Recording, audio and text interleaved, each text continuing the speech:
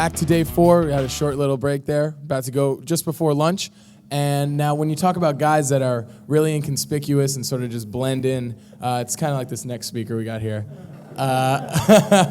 He's a really fun guy. I've actually seen him in action. Totally cool, very personable guy. I know a lot of you have been getting advice from him, and one of the speakers that I know a lot of people have been waiting to hear from, former instructor from Mehow. I'll give you guys straight from the West Coast, my boy DJ Fuji. Here we go, man. Well done. All right, can you guys hear me? Yes. How's everyone doing? Good. I'm sorry, someone's whispering to me. I said, how's everyone doing? Good. Outstanding. All right, so first off, I want to thank Dream for putting this together because it's one of the most well-run just conventions as a whole, and I've spoken at the Pickup Summit, I've spoken at a bunch of different things, and this one's by far one of the best ones I've seen. So round of applause for Dream for putting this all together. And I want to thank all the other speakers because I've been in the back taking notes just like you guys. And some of the speakers have been giving me just some absolutely amazing content, you know, just in my own game, my own development. I see myself as a student, which is why, and we'll talk about this in a little bit, I kind of disassociate with that guru mindset. So if you guys are going to ask me at a later point, you know, when did you know you were a guru? That's not how I see myself. So just like all of you guys, I'm taking notes in the back, and I'm furthering my skill set along the same journey. All right, so not only do I want to thank the speakers, though, is I want to thank all of you guys for not only coming out here, supporting the event, and taking time out of your schedule, but making dedicating yourself to improving your skill set and improving your lives, and by association, all of the lives of people around you. Right. Okay, so today we're going to talk about something a little bit different. And as you've probably guessed by the title of the slide, I'm not going to give you guys a lot of like little techniques or methodologies or tactics. There will be some thrown here and there. But primarily what we're going to talk about today is how to actually get good. And there's a somewhat of a little known fact among the community that about 95% of guys never get good. And it never seems to resonate with people. It resonates with coaches. So all the guys in the back know this. But a lot of guys getting into this, and I was in your spot as well. We're like, oh, you know, it's going to be really good. In 6 months, I'm going to be really good. I'm going to go out, and I'm going to get results. But the reality of it is that 95% of guys will never actually get good. Okay, and that sucks. That's sad. So my speech today is hopefully going to change that. And that's the whole point of this. All right. All right, so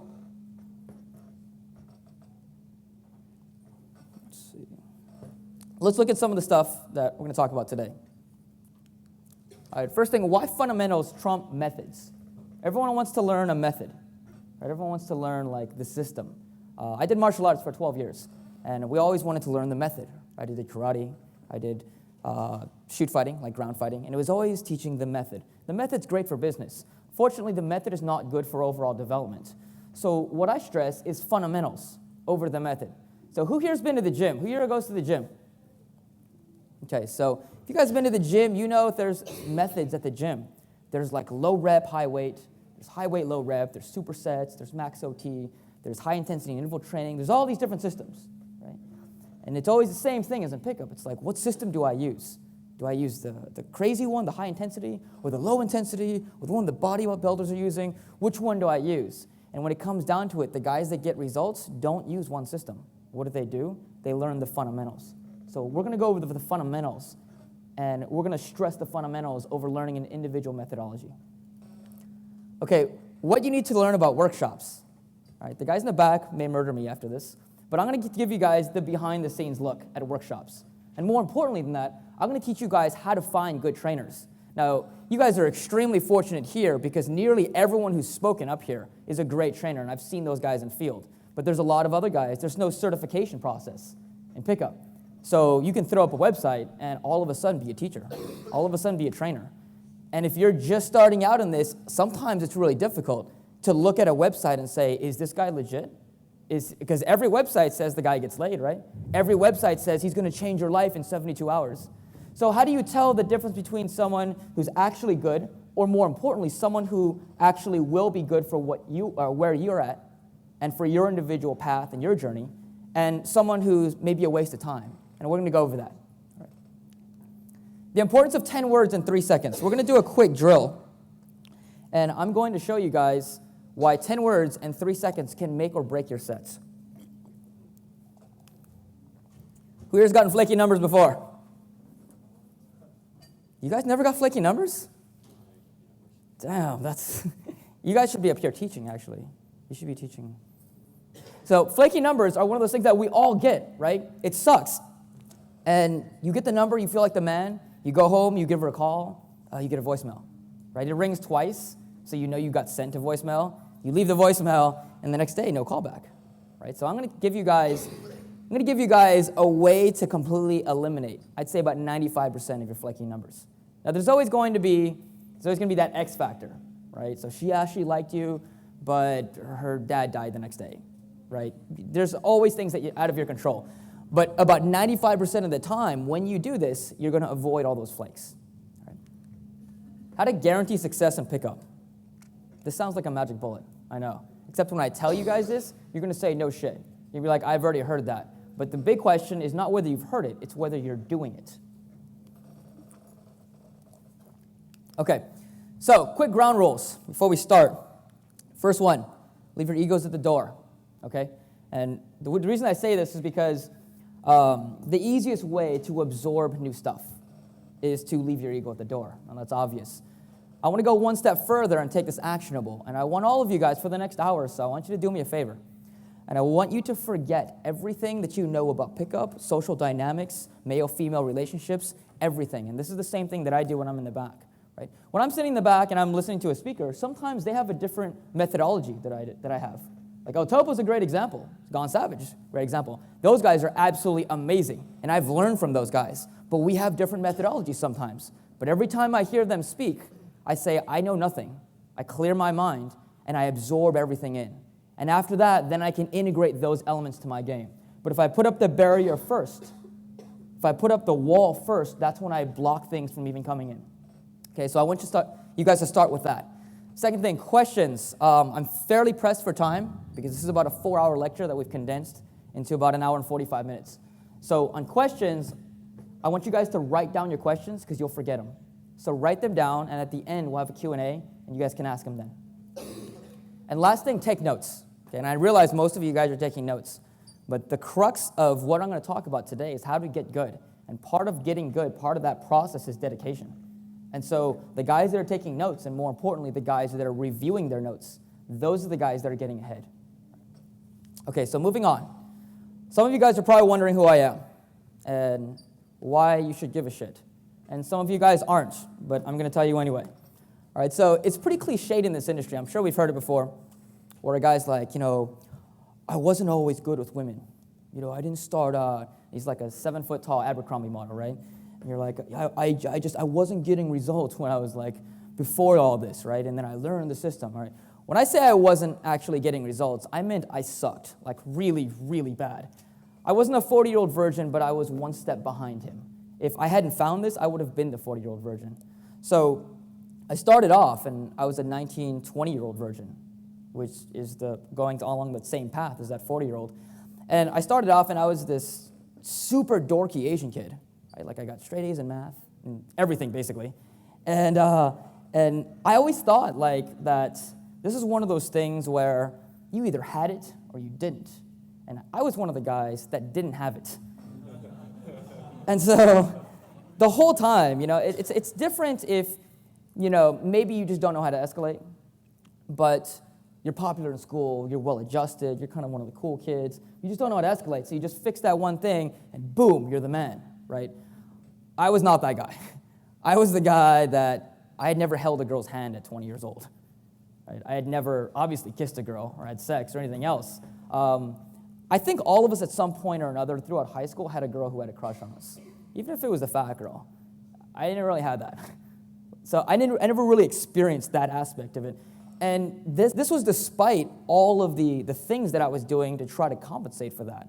So I spent an entire 18 years of my life trying to overcompensate for all of the lack of social skills that I had.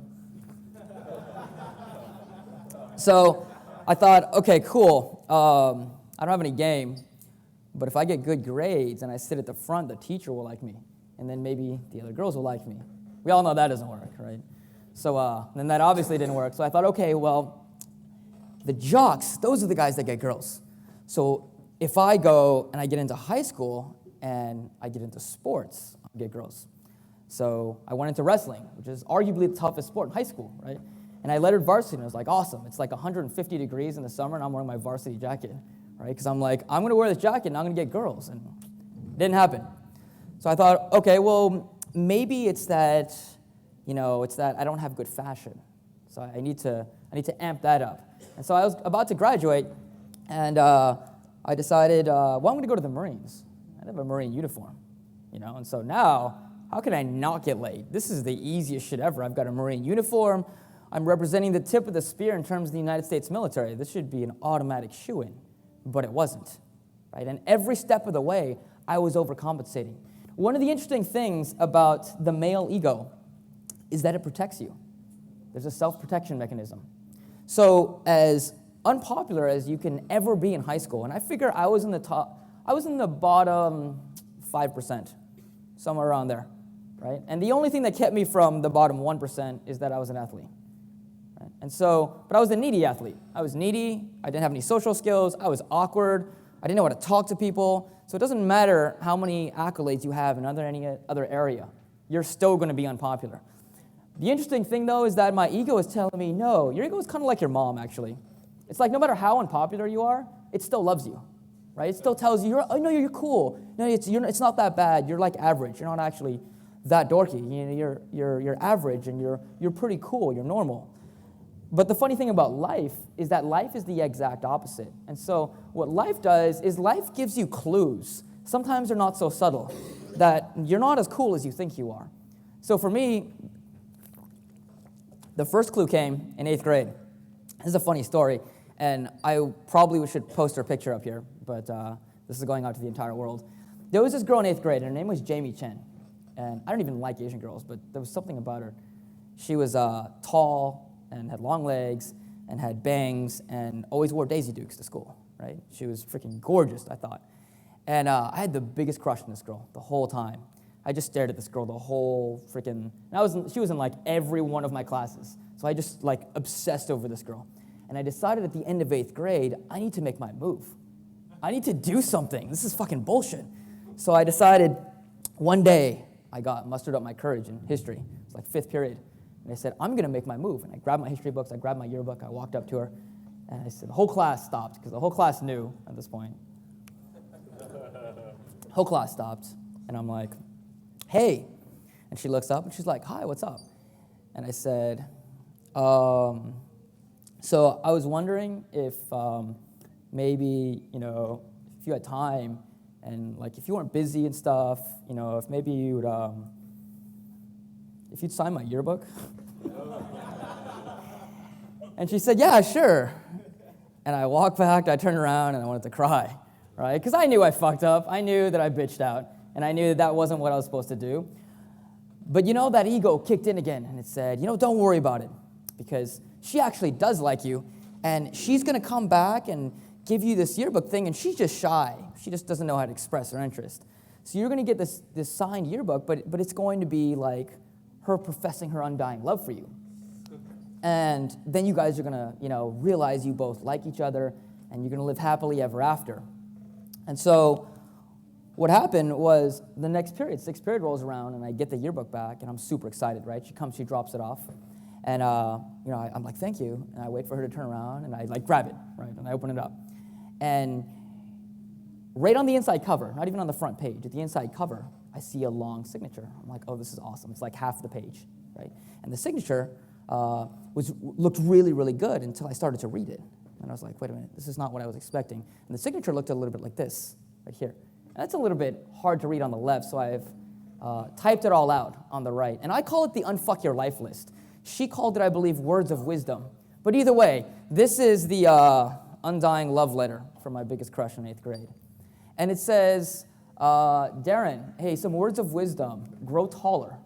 Get braces. Don't start your hair, and don't wear your ring. My mom thought it was a good idea, so I didn't get my feet wet. to wear galoshes over my shoes because I didn't want to catch a cold, so I wore rain boots to school. Don't lock your backpack, brush your teeth. In fact, that was so embarrassing that you can see I've actually scratched it out so that nobody who signed it afterward could see it. The rest of the list apparently was okay. So brush your teeth, get a new wardrobe, cut your hair, and most importantly, don't take it personally. Love your biggest crush. So, yeah, that was a little bit about where I came from. So clue number 2 came about like years later, right? So my ego had time to recover from that.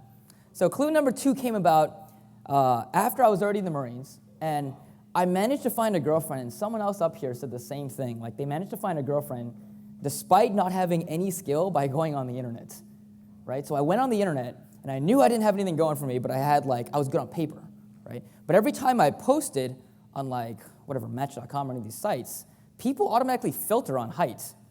Like, they filter on height and certain things, so I wasn't getting anything. So what I did is I did a keyword search for girls who had a fetish for short Asian guys, right? And you can imagine how scarce those are, right? But I happened to find one, and she was pretty cute, and she only lived about 600 miles away, right? And so I was in the Marines, and I told my boys, hey, I'm going to a concert, so I'll be driving up to, Northern California, and, I'm going to do some business up there. And they said, cool, so I got a few days off, and drove my ass up to Northern California and met this girl. And of course, game or no game, when you have a girl who has a fetish for your archetype, it just happens, right? So I was like, I'm going to make this girl my girlfriend because there's not any other search results in that Google search. She's the only one, so I better make her something. So I made her my girlfriend for 4 years. She moved in with me. It was cool. I thought we were going to get married.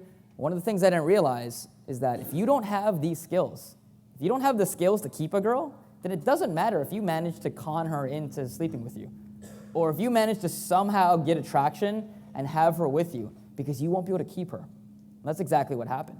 About 2-3 years later, I found out she was cheating. And so luckily I had the resolve to say, hey, that's done with it. But an interesting thing happened because a friend of ours, a mutual friend of ours, talked to us. And he talked to me and he called me up and he said, hey, Megan's saying like some really funny stuff. And I was like, what's up? And he said, I was talking to her and I asked about you. And I said, how have you been doing? And she was like spouting all this bullshit. And I was like, whatever, she's just, she's hurt, that I broke up with her. He's like, no, well, he said, it's actually really funny because I asked, how you were doing, and she's like, honestly, I feel really sorry for him because he'll never find another girlfriend. He's only good on paper. I don't think he'll ever get laid the rest of his life. And he's like, isn't that crazy, man? That's stupid. That's ridiculous. They're like an eligible bachelor. And I said, oh, yeah, man, that's stupid. I'll talk to you later. And I hung up and I cried. Why? Because she was absolutely correct, 100%. Right? I had not been working on myself, and I did not have the skills that we're teaching in this community. There wasn't even any real community back then. Right? But events like this drive you to action. And so the moment that I put the phone down, I said to myself, I'm going to do whatever it takes to fix this. I don't care what I have to do. I don't care where I have to go. I'm going to fix this problem because it's the second time this has happened, and this is no coincidence. I'm going to do whatever it takes to fix this. So I found the community, and I went through what we call the pain period. Some of you guys are going through that right now, okay? And it's that period where you're just getting started in this, and maybe you're synthetic like me, which is a non-natural, and you're not getting the results that you want. You're putting a lot of effort into this. Arnold, in the book he wrote, Arnold Schwarzenegger, talked about the pain period and how every athlete has to go through that pain period. And if he doesn't, then what happens is he drops off. And it's the reason I see, and Tyler and I talked about this, we see about 80% of community guys drop out in the first 6 months. I'm sure those of you guys have been around a while. You've seen the same thing. And it's unfortunate, but it's because those guys are not willing to go through the pain period. That pain period is absolutely necessary. So for me, that period meant 6 months of going out 6 days a week, opening 20 to 30 sets, and getting blown out of 20 to 30 sets. Okay? It meant going out and massively pushing yourself. It meant going out and risking rejection every night, just like you guys do, and going and taking it to the extreme. It was so bad at one point that one of my natural wings said, why do you do this? Why do you like keep doing this? You just got blown out of 8 sets in a row I've watched. Like, why are you not crying in a corner? And I said, because 3 months ago, I couldn't even walk up to her. And 6 months ago, I couldn't even entertain the thought of walking up to her. So while that set may not have hooked, when I look back on who I used to be, I can see progression. And that's what drives me forward. All right. So let's look at some of the stuff that I want to talk to you guys about today. Actually, let's step back for a minute. After we went through the pain period, right, and at some point, all of us will get through that period. You just have to be really, really dedicated to drive through that. And at some point, once I got through that, and I started getting more results, I got recruited to Mehow Inc., and that's how most of you guys know me. And for the next 2 or so years, I was a chief instructor for Mehow. And I did all the live training, I did all the boot camps, I did all the continuity, all the long-term training, and all the instructor training. And the great part about this is every stage of my life, there was growth in a different area. And in this part, this area of growth was about teaching. And don't let anyone ever tell you that if you're good at pickup, you can be a good coach. This is not true. They're 2 distinct skill sets. And even if you're the best guy in the world at pickup, you can be the most awful coach. Kareem Abdul-Jabbar, arguably one of the best basketball players of all time, is really not a coach at all. Nobody will even let him be a coach. In fact, for the biggest part of the last 40-some years, no one's even let him be a commentator on sports. Very rarely is he a commentator. It's because he's awful at anything other than playing the game. So it was the same thing. At this point right here, I actually learned. I went right back to basics. I said, wow, I'm a newbie again. I went back to basics, and I learned how to be an instructor. And at that point, just like I ask all of you guys to do in pushing your comfort zone, I realized now is the time to push my own comfort zone. Now is the time to step forward into the unknown and go do my own thing. It was the right time. So that's when I founded the Daiwa Fuji. Okay. So that's a little bit about where I am and where I came from, my background. My training philosophy revolves around live training and revolves around the fact that fundamentals are what's important, not individual tactics or methodologies. Because like I told Mike the other day, when you have the fundamentals, state doesn't matter. How many of us are state dependent or used to be state dependent? How many of us, if we're not in good state, shit sucks, right? If you have fundamentals, okay, what state does is it just smooths out all of your subcommunication. So if you have great state, all of a sudden you stop leaning in. All of a sudden you're funny. All of a sudden you're joking around. But if you don't have those fundamentals to begin with, then all you're doing is relying on state to correct bad habits. Imagine you're playing basketball and you're on fire. And when you're on fire, you can dribble. But when you're not on fire, you can't dribble. So every time you're in state, you can do amazing in basketball. But every time you're not, you can't do anything. That's what it's like for most guys in pickup. So when you focus on the fundamentals, state doesn't make a difference. If you're in bad state, good state, all it is a tiny boost. Make sense? All right. The formula for success, actually went ahead. I call it DATE, right? D-T-N-E. Who can tell me what they think D is? No, you don't count. Someone else. Sort of. No. Okay, these 3 factors right here will guarantee you success if you do them. And once I tell you what they are, you're going to be like, oh, I've heard that before. But I ask you how many of you guys are actually doing that, and that's what we're going to focus on. So what is D? Someone take a chance. Discipline. Discipline. Bingo. Right. So D is discipline. Not that kind of discipline, actually. That kind of discipline. Okay, and discipline, who can tell me what they think discipline means? Shoot. Self-control. It's part of it. What else? Sticking to a schedule or routine.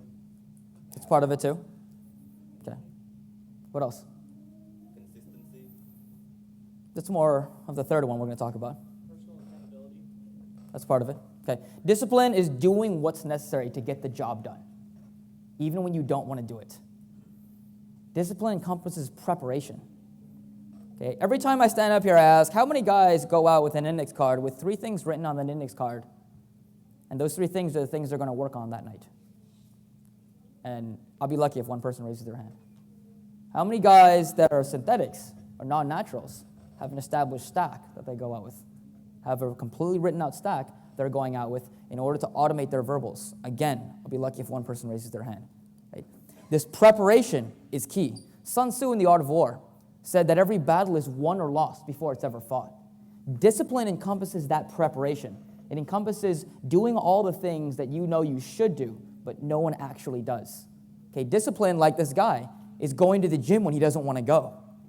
Discipline means going out in the field when you're tired, when you don't feel like it, when you know you should to work on a skill set, but you're in a bad mood. You don't feel like going out.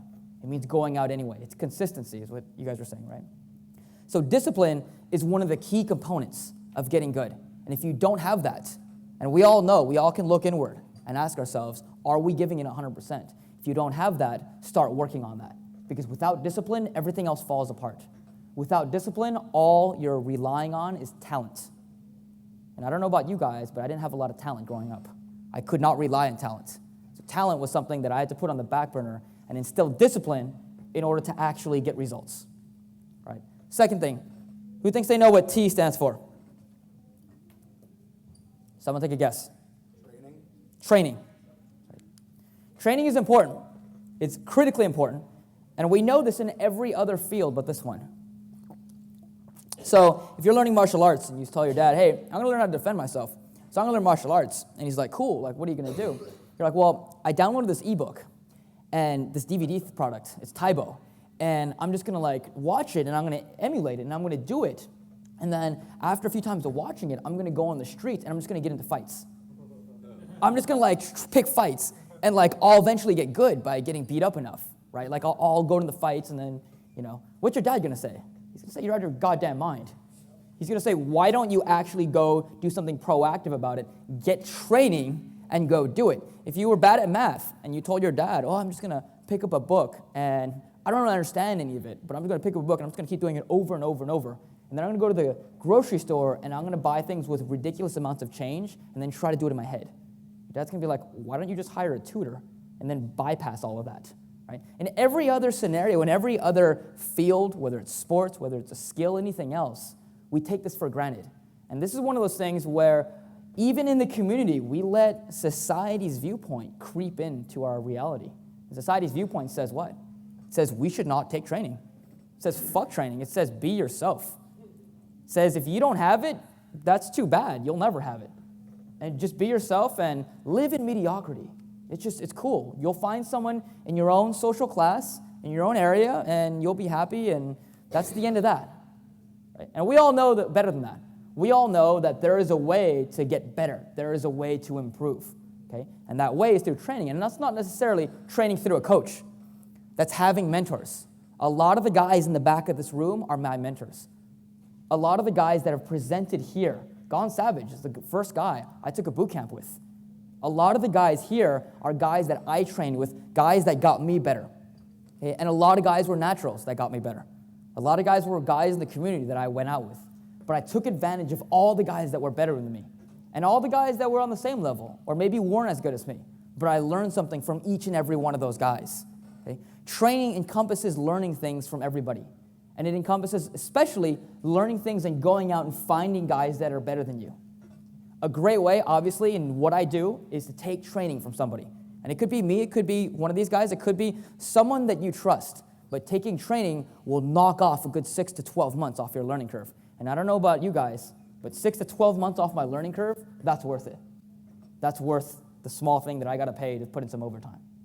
All right. Now the third thing, who can tell me what E stands for?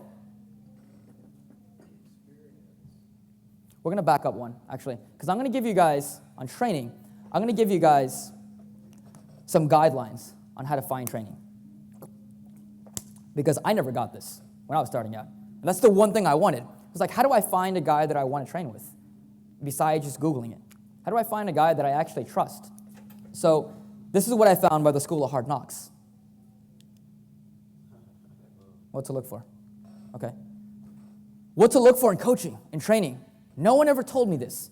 No one ever teaches this. Maybe for good reason. But what to look for in coaches. Okay, so the first thing is read the reviews. Don't take training just because you feel like it. Just because that's the first guy. It's like buying a house because that's the first one you looked at. Read the reviews. Just like if you make a humongous purchase, you do some research in advance. Read the reviews, good and bad. Get a feel for this guy's style. Maybe his style is not conducive to you. If you know you're a guy that cannot take criticism, You can't take harsh criticism. And you read the reviews on a coach, say you read the reviews on me, and I yell at guys, and you know you're going to crumble under that, well, then that's maybe not necessarily a good fit. So read the reviews. Make sure you know what you're getting into. Make sure that they have a refund policy. Make sure that there's a satisfaction guarantee. Because if they don't have that, in my opinion, I wouldn't even go with them. Any coach worth his salt knows that is confident enough in his abilities to say, if you're unhappy for whatever reason, here's your money back. And if he's not confident in doing that, then he's probably gotten too many refund requests. All right? Make sure that they stick with students when you're actually in field. If you have a coach that runs off and charges his own sets, it's no good, right? You're not paying for that guy to go off and charge his own sets, unless he's specifically showing you something. You're paying for that guy to stick with students. You're paying for that guy to train you. So make sure he doesn't do that. I realize that coaches a lot of times have a strong frame. So when you bring that up, they're going to be like, well, this is my frame and whatever, right? Don't take that. Let them know you're unhappy. Request refunds if that's what you have to do, all right? Make sure that your coach is willing to demo. If he's telling you what to do and you're not getting it, and you're saying, I don't see, I can't figure out how to do that, and you ask him, to demo, make sure that he's willing to do that. If he won't demo, there's a problem there. Make sure that your coach is still working on himself. Make sure that he's along the same journey, that he's not just faking the funk, that he's on the same path that you are, that he's working on himself, and that he knows his own sticking points. Make sure that he doesn't get drunk. And a lot of this seems self-explanatory. Right? A lot of this seems like, well, no shit. Make sure he doesn't get drunk. You'd be surprised how many coaches get fucking hammered on boot camps. Stupid drunk on boot camps. I don't get drunk at work. You guys get drunk at work? I don't care what you do. If you get drunk at work, probably not going to be working there very long. Right? What we do is a job like anything else, and I don't care if it's in a bar or not. If you're a bartender or you're a barback and you get hammered, guess what? That's your last day. This is the same thing. Don't put up with that. All right? Make sure you get a debrief at the end of the night. If you want to be successful by taking coaching, at the end of the night, you need a debrief to know what you need to work on. What are your strengths? What are your weaknesses? And how do you want to address those weaknesses? How are you going to get better? Okay? And if the coach isn't willing to do that, if he's not doing that, then ask him for that. Ask him for a debrief. What did you see that I was doing right, that I was doing wrong? How can I work on that stuff? How can I get better at that stuff? And finally, make sure that your coach pushes you past your comfort zone. Make sure that he pushes you and has you do things that you are not comfortable with. Because if you go that entire boot camp and you're 100% comfortable the whole time, guess what? You didn't learn anything. You didn't grow at all. Growth is when you push yourself. Growth is when you're uncomfortable. All right, any questions on this?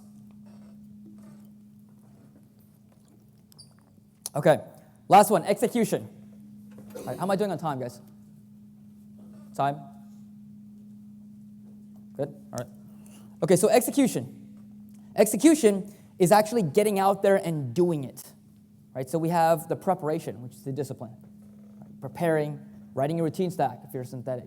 Right? Preparing, doing drills, working on yourself, getting ready, doing all that stuff to get ready for the field. Right? Having goals when you go out. Don't go out aimlessly like most guys do. Most guys go out, hey, what are you working on, man? I don't know, man. I'm just gonna do my thing. I'm gonna open some sets, and I'm gonna try to just, get laid. That's what most guys do in the community. That's why most guys don't get results. Make sure that you have specific goals when you go out. That's preparation. Then we go to training. And then you have training, and you start working on your sticking points. Finally, execution is the third piece of the puzzle. With execution, you have to actually be doing it. You have to actually be pushing your comfort zone. You have to get out there and open and escalate. Go into comfort. Escalate the interaction. Kino escalate. Close. Pull the trigger. Any one of these key points in discipline, training, and execution, you miss any one of these key points and they'll drag the other ones down. So execution is going out there. We all know guys that read and study and do all that other stuff. But when they get out there, they don't do it. They don't get out there and push themselves. If you're not uncomfortable when you go in field constantly, then it means you're not growing. The growth process comes with execution. All right, any questions before we move on? All right, let's talk about some pitfalls to avoid, and then we'll do some exercises after that. All right, so common pitfalls that you guys are either falling into right now and possibly not aware of, or pitfalls where you may be falling into these in the future. First one, not being well-rounded. Right, this is a big, big thing. At the beginning in pickup, all of us thought that this is what we could do. We thought that I can be a lame guy, I can be just myself, and everything that I was for the last 18, 20, 30 years. But if I learn these routines, if I learn these lines, then I'm going to get attraction, and then I learn these lines on how to qualify, then I learn these lines on how to do comfort, and then I'm going to get the girl. And all I have to do is learn these techniques, and it'll be fine. Now, today, hopefully, we know a little bit better. Today, we know that getting the girl or getting results in this is much more than learning the lines or learning the tactics. Today, getting the girl or getting results in this is about being well-rounded. It's about being attractive as a whole, as a person. And a lot of guys aren't well-rounded because they don't work on the individual facets of themselves. Okay, now, Sin once said that when you look at an attractive man, there are 3 elements to that attractive guy. There's his outer game, right? His tactical ability. Does he know what to do? Does he know when and how to do it, or when and how to say it? There's his inner game, his beliefs about himself, his self-esteem, his sense of confidence. And there's his lifestyle. It's what kind of life does he live? Does he live a life that draws people into it? Does he live a life that women want to be a part of, a world and a reality that women want to be a part of? Those are those 3 main facets. And if any one of those facets are missing, just like our DT and E, it'll drag the other ones down. So I want you guys to think about it. I want you guys to look and say, what am I working on? Am I working on all 3 of those things? Because if you're not, those things are dragging the other 2 behind, or they're dragging the other one behind. So not being well-rounded is a very, very key concept. Not working on yourself. This is related. Right? Again, in order to get results in this, you have to be an attractive guy. And I know that sounds like a no-shit concept. In order to be an attractive guy, it means you need to be working on yourself. Every time I take a boot camp out, I point out that one guy in the club, one guy that has all the girls around him. And I say, you see that guy, right? Everyone looks at him and they say, yeah. I say, that guy spent an extraordinary amount of time working on himself. Then I point out that girl, and I point out the hot girl with all the guys around her. I say, you know how much time and effort that girl has spent putting into herself to make herself attractive? Probably the same or more than that guy. Now we look at most guys in the club. Look at that guy standing there holding his beer like this in the corner. Do you know how much time he spent putting into himself? Very little. A lot of what makes us attractive is not only the process of working on ourselves, but the actual results involved in actually going forward and working on ourselves. Almost up, man? Time? Okay. All right. So make sure that you're working on yourself overall. Make sure that you have fun hobbies. Make sure that you have a great lifestyle. Make sure that you're working on your belief systems. Make sure that you're working on the things that you do. You're having an interesting life. Work on yourself as a whole. That means all of us should have a bucket list. If you don't have a bucket list, if you don't have a list of things that you want to do before you die, then you need to make one. A lot of us don't sit down and say, what are my goals in life? Not just in pickup. What are my goals financially? What are my goals in personal development? What are my goals just in life in general? What are my goals in relationships or maybe in family or in internal development? Most of us don't have that list. If you don't have that list, how are you going to actually go about achieving those goals? Go home and write down those things. Go home and make those lists. And every week you look at that list and you say, what am I doing to address these things? Okay? This is the process of growth. And this is the process of getting better. All right, one more and then we'll break. Next one, being dogmatic. In the community, just like martial arts, a lot of people want to buy into a system. A lot of people want to buy into an idea that this is the one true way. It's the big fallacy Nick Savoy once told me about. The fallacy of the one true way, that this is the only way to get results, and this is the most effective way, and this is the one method that will solve everything. My idea is don't be dogmatic about your method. Don't be dogmatic about what you do. Don't be dogmatic about your beliefs. And I know this from firsthand experience. If you guys ever look at the old boards from like 05, 06, and you ever see my name, I'll be talking about mystery method like it's the next coming of Christ. Okay? Because I did mystery method for 2.5 years. That's all I did. And I was hardcore mystery method. I could teach mystery method. I read the Venusian Arts Handbook like 8 times back to back. Right? I knew everything there was to know about mystery method, and I remained completely dogmatic until 2.5 years passed. And I realized all of the weaknesses of any given method, if you focus in on that method and don't do anything else, you will then succumb to those weaknesses. And I realized In methods like indirect, they don't teach dominance. So guess what I don't have? I don't have any dominance. I have no idea how to be dominant. I have no idea how to approach direct. I have no idea how to convey sexuality. Again, none of those things were taught. Every method has a downfall. Every methodology or every rigid structure has weaknesses. So instead of going out and believing in one structure and saying, this is the one true way, and that's all I have to listen to, and fuck everything else, and this will get me results. Instead of doing that, don't be dogmatic. Keep an open mind. Have a very free-flowing idea of who you are and what you're trying to do, and learn from everyone and everything around you. Naturals, guys in the community, parents, anyone you can learn from those people. And that's where the growth comes from. All right. So I've got a bunch of other stuff, and we got some exercises. Let's break for lunch, guys. All right, guys, welcome back from lunch. We're going to continue right where we left off with pitfalls to avoid. Again, to recap, a lot of these things, the same types of problems, same types of pitfalls, most people will fall into. It's why it's so easy to predict what sticking points are going to be. So by going over these things, hopefully when you reach them, or if you've already reached them, or you're already experiencing these things, you're going to see them and say, okay, this is what I'm experiencing, and this is how to fix it. All right, so we left off on being dogmatic. The next thing is your ego and overinflated standards. So the funny thing about ego is that it's a scapegoat in the community. If you've noticed that, like anytime anything goes wrong, oh, it's your ego. Like your ego's too big. Your ego's getting in the way. And for the longest time, no one had defined ego for me. So I didn't have a real concise definition for what this was.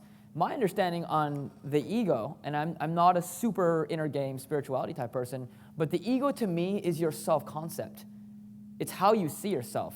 And that can be either rigid or that can be free-flowing. The problem is that if it's rigid, everything that you do will try to keep everything rigid with that ego, like with who you think you are. So the way this ties back into overinflated standards are that a lot of guys in the community have ridiculous standards, okay? The funniest thing is that if you ever see naturals out, they have no standards. Like they will do anything. Like they will literally fuck anything, right? And we've all been out with naturals, and you notice that. They'll do anything. You're like, why? And then we come across other guys that have that have the highest standards at all. Who's the only guy who only does 10s? Anyone know? No. Who's the only guy who only does 10s? I will only do a 10. No. Virgins. Virgins are the only ones that have that ridiculous standard, and you're like, why? How do you're a virgin. Why do you have such high standards? And it's because they're tying their ego, their self-concept, with an external source, which in this case is the girls, right? So say, for example, that for the lack of a better term, that you've slept with 100 girls, right? 101st comes around, and she's 7. She's cute. You like her. You're into her. You connect with her, and you sleep with her, right? That 101st girl you don't see as reflecting upon you or your self-worth. That's just you made a connection. You like the girl, she likes you, it happens. That's a natural part of being human. Now say, for example, that you're a virgin and you're 25 and you've obviously never slept with a girl. And you see a 6 and you're talking to her and you're connecting. But then it comes time down to escalating and you say, well, if I sleep with her and I'm a virgin, well, then I'm the type of guy who only closes 6s because that's all you've got. And no, I'm a guy with standards. I don't close 6s. So forget it. No. I only close 10s. I'm not going to do it. So he remains a virgin. And he remains a virgin because of his overinflated standards. So what I want you guys to do is release your ego from the girls that you're meeting. Okay, when we go out, it's very easy to attach those things together. But when you release them, all of a sudden, you're that natural. And the reason the natural doesn't care is because if a girl is not everyone else's idea of a 10, it doesn't bother him. He does not derive his own sense of self-worth from the beauty or what other people consider to be the beauty of the girl that he's with. He is who he is, and what everyone else thinks about him is inconsequential. Okay? And that's a really, really key point, because when you're going out, you should be going out to focus on the process of getting good. If you go out focusing on the outcome, then you're doing the classic mistake of penny wise, pound foolish. You're focusing on the short term, and the long term, you're sacrificing your own development. Okay? So this is the next thing, focusing on outcome. Right? This is one of those things we've all probably heard at one time or another. Right? Outcome independence. Most of us have heard this.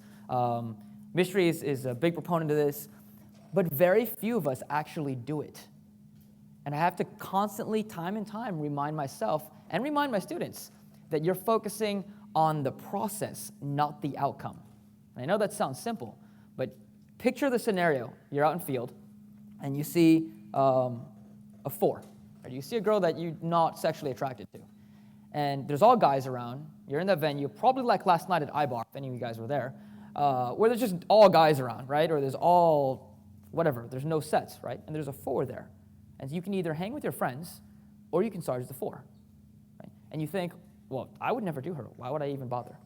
I'm not going to escalate. I'm not going to interact with her. Why would I bother? Because I'm having more fun with my friends. And then I ask you, are you at the bar to get the girl, or are you at the bar to get the skill? And if you're at the bar to get the skill, go home, call a hooker, and have her come over, and you will have the girl. It's guaranteed. You're there to get the skill. And you're there to get the skill over almost anything else. And if you go to the bar specifically with that goal in mind of having the skill, of acquiring the skill, then you'll sacrifice all the short-term bullshit in order to develop the long-term skill. It's like the thing of the guy, the fisherman, right? Teaching a guy to fish versus giving him a fish. You want to learn how to fish. You don't want to just continually be buying fish. You want to learn that skill set.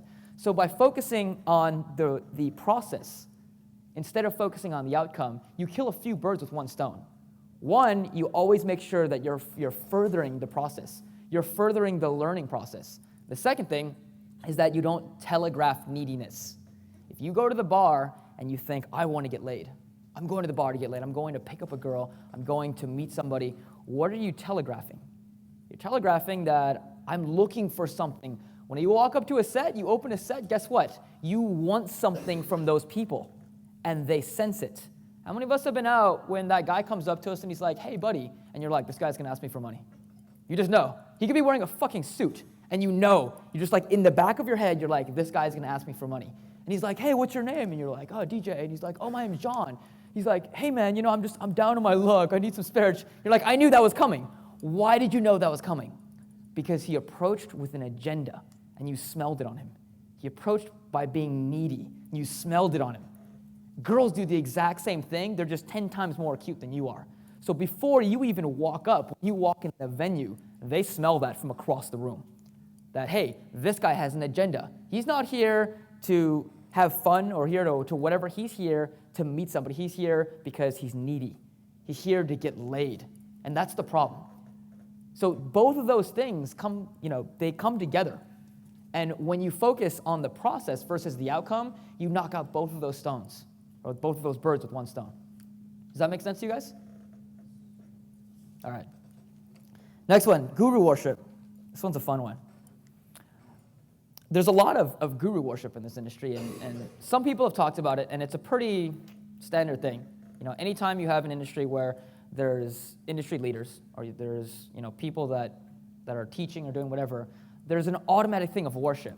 If any of you guys knew me, like back in the day, like Savage can attest to this, I was like the man of guru worship. I worshipped everybody. That was what I did. And what I eventually learned is that it holds back your development. So independent of it obviously being lame, it holds back your own development. And I'm obviously a big proponent of stressing overall progress and development versus a result. Okay?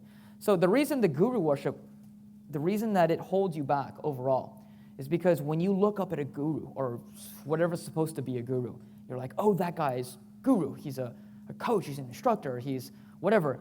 You look at him, and if you deify him, if you look at him like a god or look at him different, you can no longer associate with him, which is the same reason that I refuse to be called a guru, because it instantly disassociates me with all of you guys. All of a sudden, I'm not that guy that we saw in the picture 3 slides back that was the dork who couldn't get laid at 20. That's not me. I'm a god, and I've always been that way, and I'm cut from a different cloth. And when I get pricked, I don't bleed, right? I'm a different person. That's the problem with the guru thing, is it disassociates. Don't ever buy into the idea that anybody on this stage, or anybody that you might learn from, whether pickup or otherwise, is different than you guys. We are all the same people. We have the same experiences. I'm sure a lot of you guys can relate to my story because we have the same types of things. We're all human. And the only thing that separates someone who's standing on this stage from someone who's sitting in the chair is a few thousand approaches. That's it. It's not a master skill set. It's not an instinct. It's not any of that crap. It's a few thousand approaches. And as Psych pointed out yesterday or a couple days ago, when you get those approaches down, you go from a guy sitting in the audience to a guy speaking here, and hopefully giving back and talking about the things that you've learned along your way to help the other guys coming up. But it hasn't been that long since all of us on stage were sitting down where you guys were. That's why I'm saying the guru worship thing is all bullshit. Don't fall into it. There are guys that are better than you, just like I look up to guys that are my mentors financially, right? And I might seek their advice. But I keep in mind that we are all people, and that on an intrinsic level, these people are no different than I am. They just have more experience financially, or in business, or in other things. And in pickup, it's the same way. Just because we all value the skill of meeting women and being able to attract women doesn't mean that a guy who's better at it is worth any more than anyone else in this room. Does that make sense to you guys? Okay, let's continue. All right, so let's talk about tactical sticking points. Okay, so this is the stuff that we're actually doing in field. We talked about concepts a little bit. This is the stuff that's actually going on in field, that a lot of guys are doing the same thing over and over. I'd say these next, say, 5 or 6 sticking points are things that everyone is going to experience at some time or another. So the first one, stalling. Too many questions. How many people here have stalled and set? Almost all of us, right? It's a really, really common thing. Because you're going up to someone, and in reality, what are you doing? You're going up and you're presenting a speech. You're doing public speaking on some level, right? You're going up, you're approaching people who not necessarily want to meet you right up front, and you're talking. That's all it is. A 1 set is no different than me being up here and talking to a 100 set. It's the same thing. It's the same general concepts. And so if you're experiencing being in set and stalling a lot, or asking too many questions, the easiest way to fix this, now you can fix this from the inside out, as Scott Savage taught me, right? Or you can fix it from the outside in, okay? If you fix it from the inside out, and I'm not saying one way is necessarily any better than the other, but it's easier and faster to go outside in. It's like, how do you get confidence, okay? You can get confidence by telling yourself you're confident, and by doing positive affirmations, and by working on yourself spiritually, and doing all this other stuff. Or you can just face your fears. You can face your fears and become confident because your life experiences reflect a confident guy. It's a much faster path. So if you're stalling and you're asking too many questions, one of the easiest ways to fix that is to automate your verbals. If you're stalling because you run out of things to say, because you just don't know what to say, you're freezing up, automate your verbals. Have something to say before you go in. Remember preparation, right? The discipline, the D in DT&E. Make sure that you go in with a game plan. It'd be like if I walked up here and got on stage, didn't know much about pickup, got up here and tried to talk without a game plan, without anything prepared. I'd walk up and be like, hey, I don't know what to talk about. You guys have anything? I would have no idea, right? Not only would that cause a ton of approach anxiety because I was unprepared, but I'd walk in and stall exactly the way we all have done in set. When you automate your verbals, you know that you're going in with a game plan. You know that you're going in, you're like, maybe I don't have my body language nailed down, maybe I don't have some of the stuff nailed down, but I don't care about what to say, because I already know it's all up here. It's all already up here. It's all already on autopilot. And while my mouth is moving on autopilot, my brain can be thinking about everything else. If you guys lean in a lot, the easiest way to fix leaning in is to start thinking about not leaning in. Now the problem is that you can't think about that and think about what do I say next at the same time, because your brain will not compute those two things. So if you're constantly worrying about what to say next, nothing else, you won't be able to focus on anything else in that interaction. So you automate your verbals. If you guys aren't naturals, if you're synthetics like me, then you want to stack. It doesn't necessarily mean you have to have a rigid, crazy stack, and it's got to do with an opener and then an attraction routine or whatever, but you want to prepare some sort of material in advance.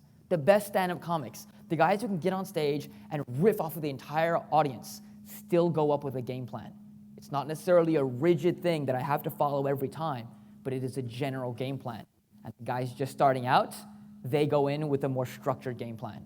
But nobody gets on stage for the first time and says, I'm not going to go with anything. I'm just going to hope that a miracle happens when I get on stage. It doesn't work that way. Make sure that you prepare that stuff in advance. And I'm not saying you're going to do this for the entire time, for as long as you're in pickup, you're going to do this. But it is a training wheel like anything else, and it helps you along that path. Okay? If you're asking too many questions, it's the same thing. Why do people ask questions? To keep the conversation going. Why are you trying to keep the conversation going? Because you want to talk to her and you don't have anything interesting to say. Right? Now, obviously, there's tactics and things you can do. There's exercises you can do to free associate. And that's definitely an important thing to learn. But at its core, the easiest way to fix that too many questions stalling thing is to automate your verbals so you don't have to think about it.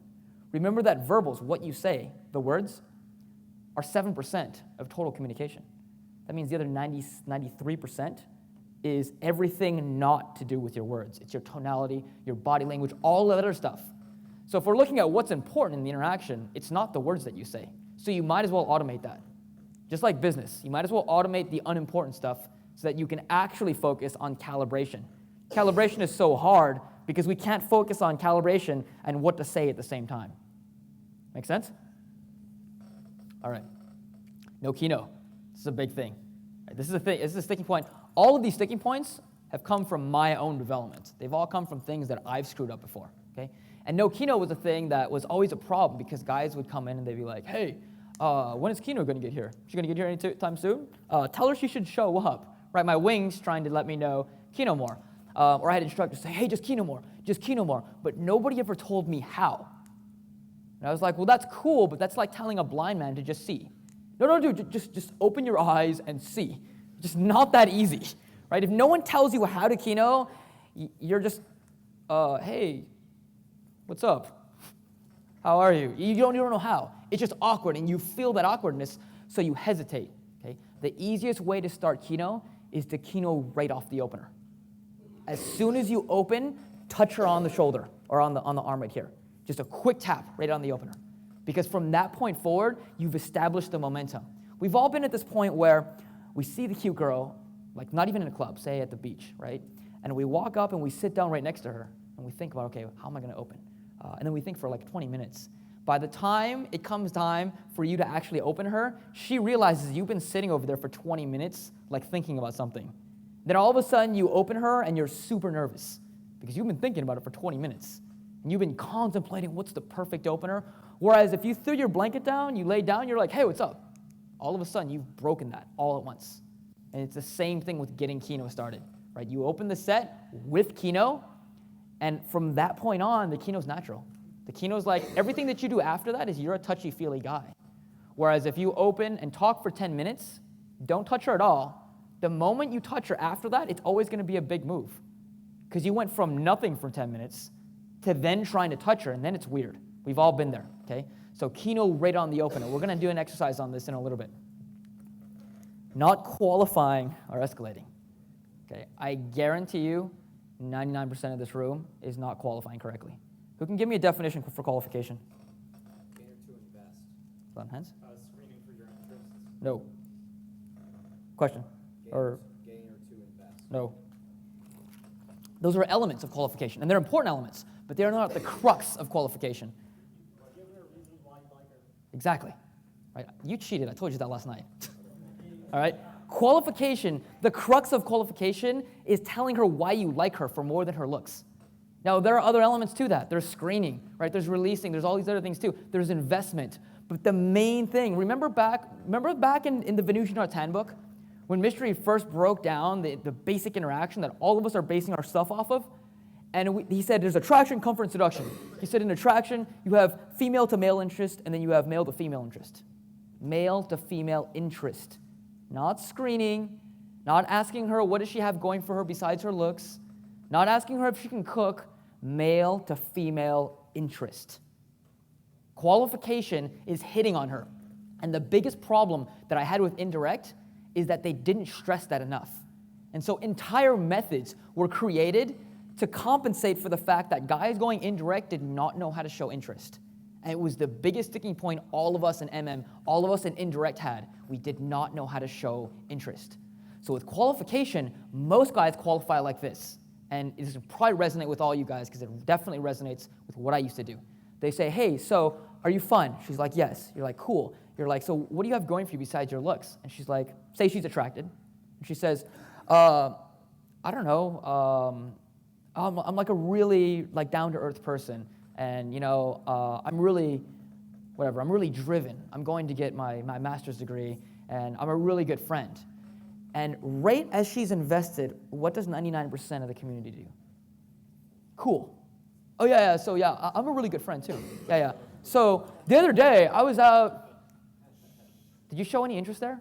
Any at all? If the quick acid test that I tell my guys is if you think you've qualified and you go to the bathroom, and I sit down next to a girl, and I say, hey, I'm John's friend. Why does he like you?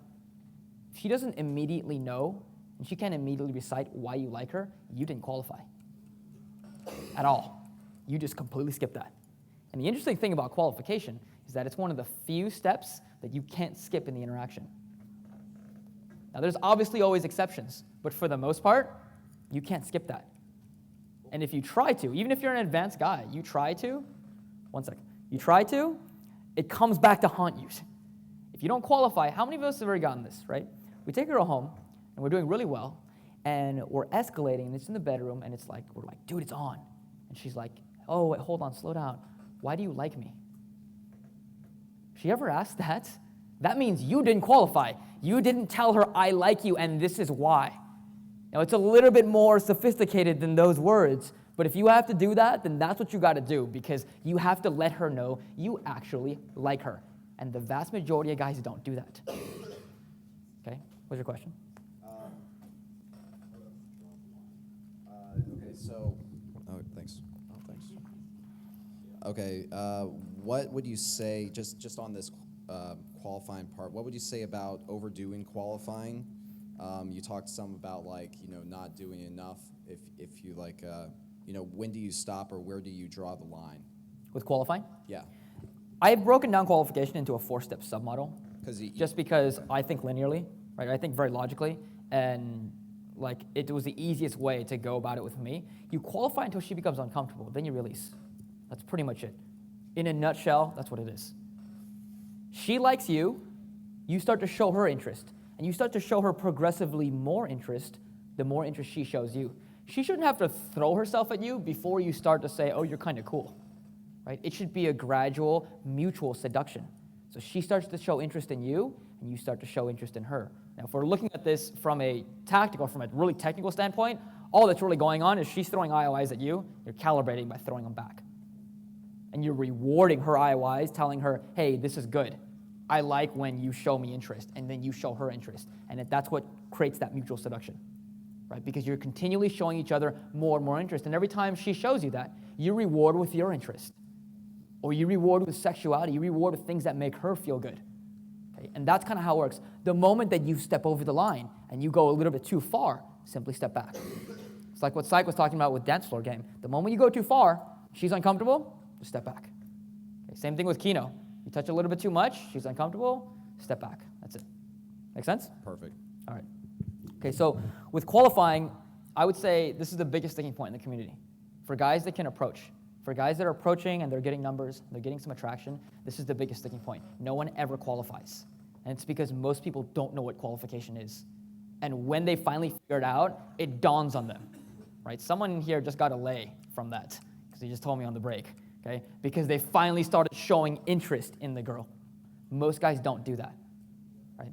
I'll give you guys a few really quick ways of doing that, okay? My favorite way is going very, very simple. You don't have to do anything complex. You throw a few, like, are you fun? Are you adventurous? Whatever. You throw a few screening questions in there, right? She says yes. She qualifies herself. You start to show more and more interest. The easiest way that I really solidify qualification is I lock in, right? Who doesn't know what locking in is? Anyone? Okay, so you lock in, right? Say against the bar or something. You grab her by the belt loops. You pull her into you. Now you're hip to hip. And you say, you know what? She says, what? And you look away. You're like, never mind. It's stupid. And every time she says, no, what is it? What do you think? You're like, I like you. She says, I like you too. All of a sudden, you've gone from high energy, crazy, laughing, dancing, to boom, connection bubble. All of a sudden, you're in that connection bubble. All of a sudden, now you're talking about you and her. That's what you're forming there. Right? Qualification doesn't have to be anything fancy. It doesn't have to be anything super crazy. It's simply telling her, and you can do this in your own words, telling her that you like her. By way in camouflage, he says, I have a crush on you. He says, I have a confession to make. Same structure, right? Lock in, grab her by the belt loops, pull her in. I have a confession to make. She says, what is it? He's like, I have a crush on you. Same type of thing. But if you miss that point where you tell her you like her, nothing else after that goes anywhere. And even if you manage to Kino escalate and do everything else, in endgame, you're going to get, why do I like you? Every time. Every time. Savoy even has it on his blog. He was telling me a couple times that he got sloppy because he got drunk. He didn't qualify. He's like, I'm Savoy. I can do that. Whatever. I don't need that. And then in the bedroom, why do you like me? And he's like, God damn it. It always comes back to bite you. Okay, so make sure you qualify. Okay, escalation, same thing. Right? Most guys don't escalate. And when I say escalate, there's two types of escalation I'm talking about. A lot of us think escalation is just Kino escalate. But there's interaction escalation. The escalation of where the entire interaction is going. And Kino obviously is going to follow that. So at the beginning, your Kino is going to be playful. It's going to be platonic. And as you get further along, your Kino is going to get more sexual. It's going to get more flirty. But the interaction escalation is what a lot of guys don't see. So they open, and what do? They get stuck in attraction. Or they get stuck on the opener. Or they get stuck on a one phase, and they don't ever leave that phase. Now, these phases, of course, are all a cognitive model. They don't actually exist.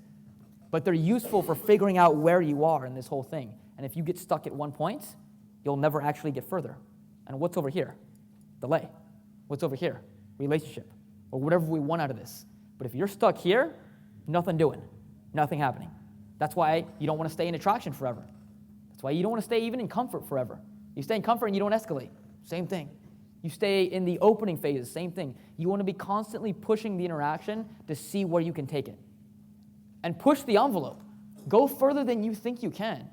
Last night, Adonis said it. He said, go out and Kino so much you get slapped in the face. Because you know what Elliot said? He said, only those who go too far can possibly find out how far one can go. And it is absolutely true. If you don't push the line, you'll never figure out where the limit is. And most of us think the limit's right here. So we just shy away from that. We're like, oh no, the limit's right there. I can't pass that. I can't go, that's the line right there. And then when you lift the curtain, guess what? The limit's over there. The limit is way, way down there. Does that make sense to you guys? All right. False ejecting. Who knows what false ejecting is? All right, that's when there's no reason for you to leave and you leave. Even if there's a good reason for you to leave, Yeah. don't leave. Okay? The only good reasons to leave are A, she asks you to leave. Hey, please leave. B, security comes. C, I pull you out of set. D, they walk away from you. Or E, the building's on fire. Aside from that, don't leave the set. When the girl's giving you straight disinterest, and you're like, oh, dude, she's just not talking, she's rolling her eyes at me, she's looking away, she's doing everything possible to tell you to leave, but she doesn't walk away, it's still on. It is still motherfucking on if she does not walk away. And you will have sets where you lay the girl. The first 5 minutes, all you want to do is eject. All you want to do is get out of there because you're like, this is uncomfortable, I don't want to be here, she's showing me disinterest, and you push it, and guess what? That was all just a facade. That was all just her playing hard to get. Or that was her sister watching her and she didn't want to be a slut. Or that was her mom behind you. Or that was her boyfriend. Whatever. There's a lot of different reasons for that. Do not false eject. Stay in every set. If worst comes to worst case scenario is you stay in and you don't get anywhere. You just escalate and she finally walks away, she finally blows out, and you're like, that was dumb. I could have saved myself 20 minutes by just ejecting early, by ejecting 20 minutes earlier. What would you have done in those 20 minutes? Probably stood around with your guy friends. Instead, what did you do by staying in that set for 20 minutes? You built the resistance to social pressure. All of a sudden, all this social pressure on you to eject, everyone's feeling it. You're feeling it the most because she's throwing you all this disinterest. You're feeling all that stuff, but you ignore it. You're like, I can withstand social pressure. It's like walking into a club with an 8-inch mohawk on your head. You know what happens? Everyone looks. everyone turns to look. And the first time I experienced that, I didn't have hair like that, but I walked into a club in Vegas, and I was screwing around with my guy friends, and I decided to wear one of those Vietnamese farmer hats. And I thought that'd be funny, and it was hilarious, because I was wearing that, he was wearing a cowboy hat. So we go to the hottest club in Vegas at the time, and we walk in, and I was going through my experimentation, like, fashion phase, so I literally walk in with a Michael Jackson jacket, that hat, and 5-inch platform boots on, right? I'm not sure if they thought I was a celebrity or a freak, or maybe both. But needless to say, anytime I walked anywhere, people were like, boom. People were like, what the hell is that? Right? Some people would laugh, and then they'd see that I was Asian, and they'd be like, I don't want to offend him. What if that's like a real hat? What if like he's from Vietnam, I don't want to offend him. And then I'd smile, then they'd laugh, right? But that was the first experience I got with massive social pressure, because everybody looks at you no matter where you go. And the more I did that, and the more I exposed myself to social pressure by not ejecting, by peacocking, by doing all these things that are extending my growth, or that are contributing to personal growth, the more I did that, the more I didn't care anymore. And that's why I can walk around during the day with an 8-inch mohawk on my head, because I don't care what other people think, because I'm so exposed to it. I'm so overexposed to it. It's like once you've approached 5,000 sets, you don't care if a set doesn't hook anymore. It's like, okay, next, whatever. Maybe I'll learn something from that, but it doesn't bother you because you've done it so many times. Remember a kickboxer when he's kicking that tree? Yeah. He's kicking that tree like 1,000 times. We did that in the Marines. That shit sucks. Except we kicked each other's shins. You know why you do that? So you deaden the nerves in your leg. Then when you actually get into a tournament or whatever, you get into the real thing, and you kick and you connect with someone's shin right here, he's hobbling or on the ground, and you didn't feel it because the nerves are dead. It's the exact same thing in pickup. You want to deaden certain nerves. And so social pressure is one of those nerves. That's why we don't false eject. Okay? And of course, the other reason is that a lot of times, it's not time to false eject. A lot of times, there are things that you're not aware of. And if you push every interaction, you're going to maximize your growth. And you're going to maximize your lays as well. Okay. Flaky numbers. All right. This was a sticking point for me for like a year. I hated flaky numbers. Because you call the girl up, you think it's on, and you're so happy because you got a number, and she doesn't pick up. She doesn't call you back. Nothing going on. Right? And I'd say there's about 5%. So 5 out of 100 numbers you get, there's going to be some circumstance outside of your control. The other 95%, you can control that. This is how you get rid of flaky numbers for all, or about 95% of flaky numbers. You don't ask for the number. And I know you're like, all right, that's fucking bullshit, because then I'm just not going to get any numbers. Right? But you engineer it in a way where she has to say, take my number. And if she doesn't say that, she wouldn't have picked up the phone. So you just saved yourself a lot of time. Right? So the way we do this is we time bridge. I know that's not a new concept, but most guys aren't doing that. The vast majority, or they're doing the whole like, hey, this was a very interesting conversation. How do I take steps to ensure that we have another conversation? I was like, dude, that's fucking weird. Like, I tried that once, and the girl looked at me, and she's like, what?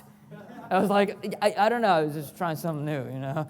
And she's like, why didn't you just fucking ask me for my number? And I was like, well, you know, mystery says. Okay, that's a really weird way of going about that, okay? Anything that you do in an interaction that seems weird to you, whether a guru endorses it or not, if anything seems weird and you try it out in field and it is weird and all your friends are like, what are you doing? It probably is weird. There probably isn't any like secret formula. It's probably strange. Okay? So the way we go about flaky numbers, the way we get rid of the flaky numbers, is we start off by, instead of asking for the number, we talk about something that we're doing in our life. Talk about the crazy barbecue that we're having. We talk about this event that you're doing with your friends, the party that you're throwing, something interesting going on. Hey, my friends and I were going to whatever, right? There's an art gallery exhibit, and there's an exhibit opening. We're going to that or something next week. Or, you know, my friend Susan is actually, I'm helping her, and we're throwing a dinner party. Because our parents always threw dinner parties, and our generation doesn't. And it's something that's really cool, right? We talk about something like that. If she likes you and she's comfortable with you, what is she going to say? She's going to say, that sounds amazing. If she's not comfortable with you, this is how you build calibration, by the way. If she's not comfortable with you, she's going to be like, oh, cool. And then you know she wouldn't have picked up the phone. She probably would have given you her number. You know why?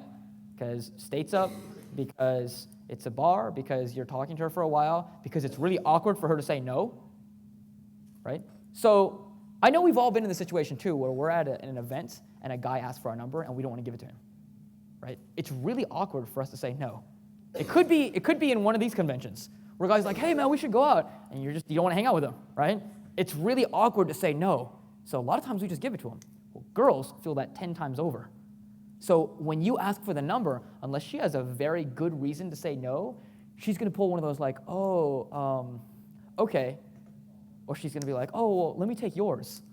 Or, come to the club and I'll be here again. And the girls that have the weaker frames, they'll just give it to you. And then you know what it's going to do? They're just not going to pick up the phone. That's what leads to flakes, right? So instead, now obviously there's prerequisites, like actually forming a connection and actually running attraction.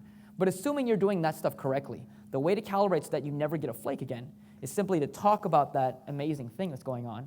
When she expresses positive interest, she's like, oh, that sounds amazing, that sounds awesome. More aggressive girls will just be like, invite me. They'll just throw it out there, right? Most girls will be like, that sounds really cool. I'd love to go to something like that. At that point, you can invite her. Hey, you should come along. I totally want you to come. And then wait for a response. What is she going to say? Yeah, definitely. Most girls are going to say that. Most girls aren't going to be like, oh, cool, yeah, well, let me go home with you tonight, and then we'll... No. They're going to be like, yeah, okay, cool. They're waiting for you to lead. Then what do?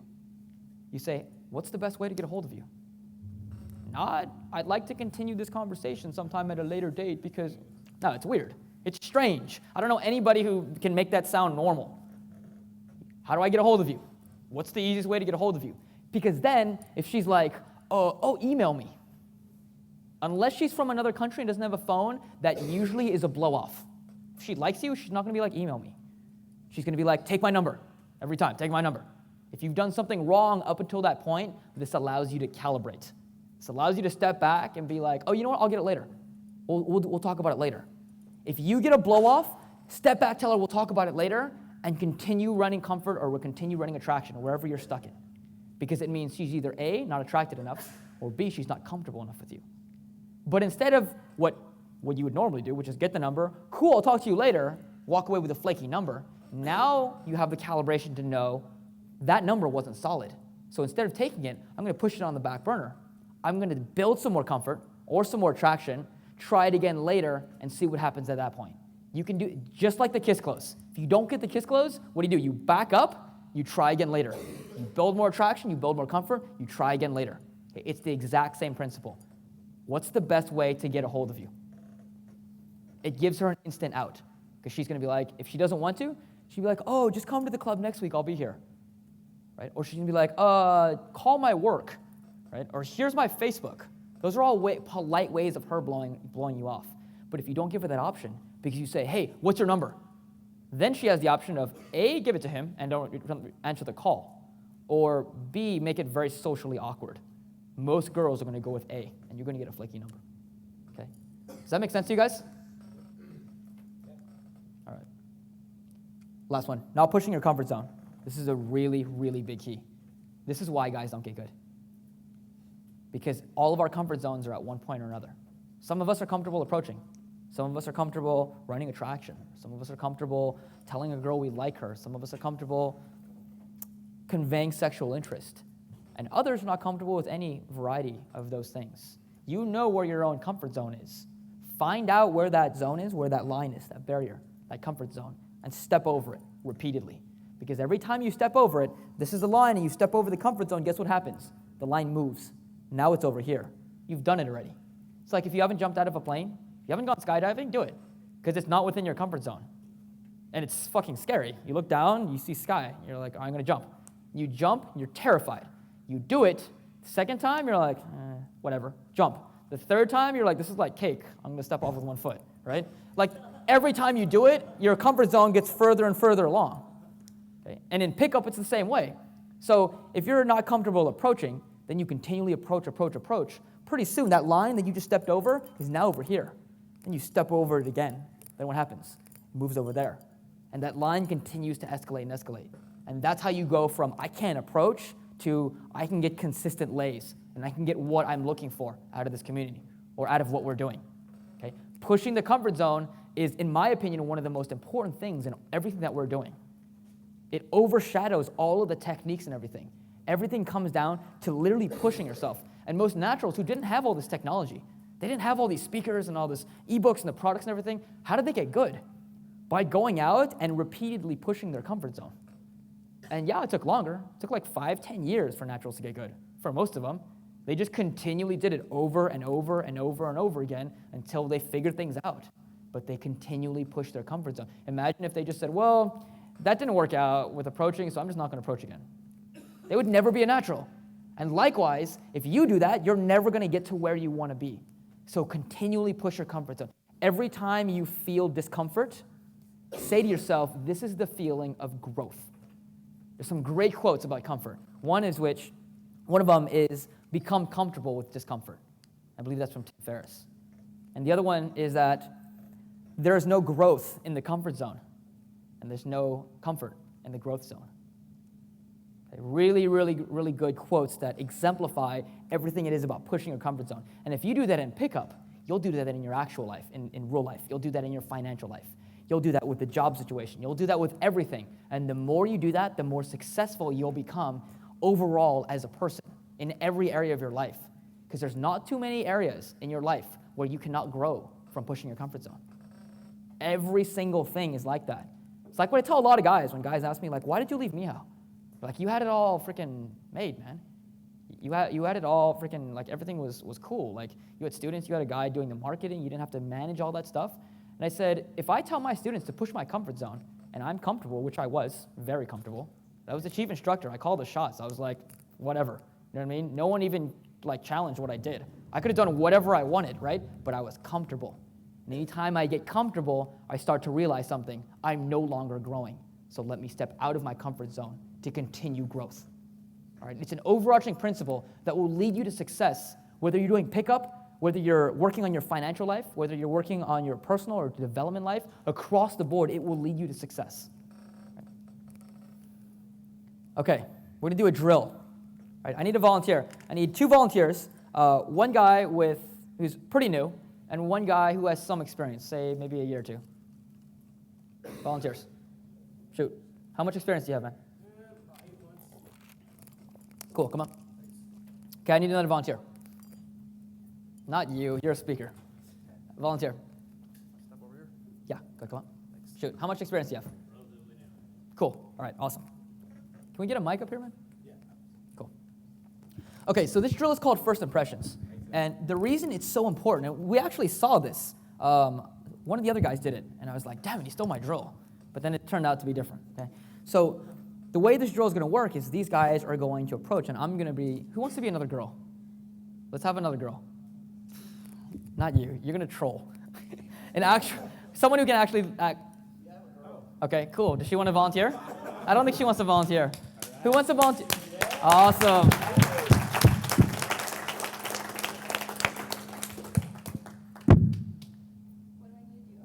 Just stand here. Stand here and be a girl. Okay, so if they creep you out, then act like you're creeped out. Now stand right here. Okay. I'll give this to you guys. Okay, so 8 months and pretty new. Right? Okay, I want you to go first. Okay, so from there, what you're going to do is you're going to walk up. And what we're going to do is I'm going to give you 10 words to say. That's it. You don't have to do anything crazy. Say 10 words, and that's it. Just do a regular approach. Your 10 words are, hey, guys, you look fun. Had to come say hello. Super easy, right? Yeah. Okay, say it to me again. Hey, guys. You look fun. Say, guys, hey, guys, you look fun. Say it with me. Hey, guys. You look fun. Had to come say hello. Had to come say hello. Okay, what we're doing is we're cutting out all the filler words. Most guys are like, hey, yeah, you guys are like really fun, and you know, I kind of had to cut out all that shit. I don't even say I. Had to come say hello. The more concise the communication is, the more powerful it is. So those 10 words, okay, say it with me one more time. Hey guys. Hey guys. You look fun. You look fun. Had to come say hello. Had to come say hello. Okay, I'm gonna have you do that, and we're, say, a 2-set, okay? Okay, stand up right over here. And we're talking, and I want you to come and actually switch around with me. And what I'm going to do is I'm going to show you guys how important 10 words are in about 3 seconds. Because this is hard to screw up, right? It's like it's 10 words. How many things can you do wrong? There's a lot to this. Not to put you on the spot, but go for it. Okay, face me. Yeah, pretend we're not looking at each other. I'm going to be looking at you, but pretend we're just facing each other talking. Hey guys, you look fun. Had to come say hello. Stop. Okay. All right. Overall, really good, right? Okay. Overall, you can tell that like you're comfortable in your own skin. Here's a few things though. Okay. First thing is you stopped way out there. Remember, this is a nightclub. Okay? This is a nightclub. You stopped way out there, which tells us that you're afraid of us. Second thing is you have your hands in your pocket. One hand in the pocket. Third thing is you weren't loud enough. Fourth thing is you didn't touch anybody. Remember I said Kino on the opener. Okay. There's a bunch of little stuff, but we'll get into that as we do this over and over again. Okay. Try one more time.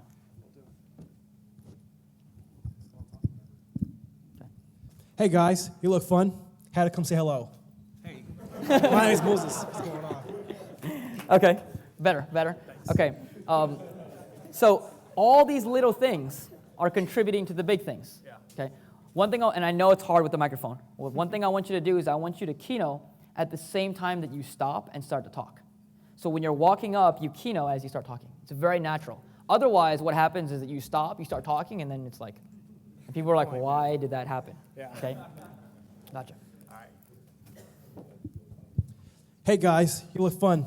Had to come say hello. Okay, better. You tilted your head.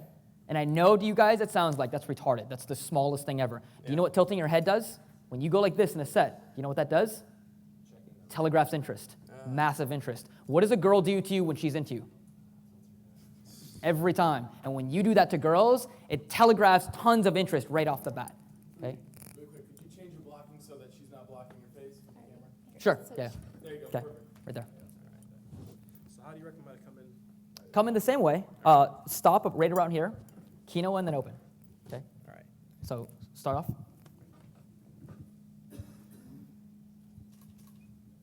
Hey guys, you look fun. Had to come say hello. Okay, better. Still telling the head? Better. Tilting the head and you're not smiling. Okay, make sure you smile the whole time. There's a lot to this. There's about 300 different things that you can screw up. I'll keep getting better. Okay, keep going. Stop. You want smiling, right? Smile as you walk up. If I walk up to you, right, you're on a set and I walk up. Hey, right?